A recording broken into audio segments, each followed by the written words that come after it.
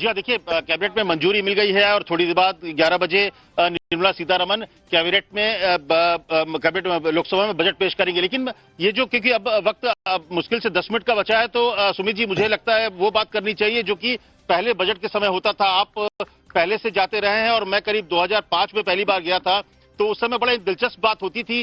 जब हम लोग जब जाते थे तो सुबह से लाइन लगते थे। एक रूम नंबर 55 होता था जो पुराना पार्लियामेंट है, जो कि पीपीआर ऑफिस होता था, सुमित जी अगर आपको याद हो, जहां पर बजट की कॉपी मिलती थी। करीब 2.5 से 3 घंटे हम लोग लाइन लगते थे, वो कॉपी उठाते थे, फिर एक राइडर बाहर खड़ा होता था और हम लोग भागते थे।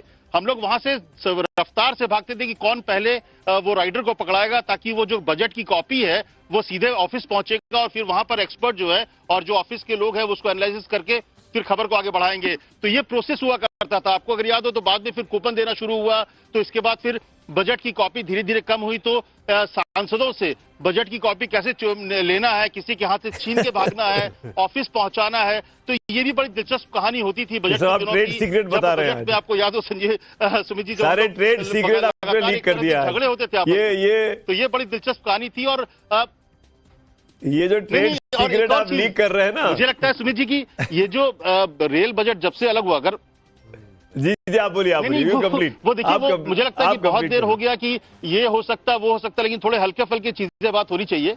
और मुझे अगर याद हो, आपको भी याद हो कि हम लोग अक्सर लालू के यहाँ पर होते थे, लालू जब रेल मंत्री थे, तो पहले जो बजट होता था, बजट में इंटरेस्ट क्या होता था? 2 ही चीज का, क्या सस्ता होगा क्या महंगा होगा, जो जीएसटी के बाद खत्म हो गया। दूसरी चीज इंपॉर्टेंट होती थी कि कौन सी रेल कहां पर रुक रही है और किराया बढ़ रहा है या घट रहा है। अब जाकर अगर बजट में देखिए तो आम आदमी को सिर्फ एक इंटरेस्ट है कि इनकम टैक्स में कितना रिबेट।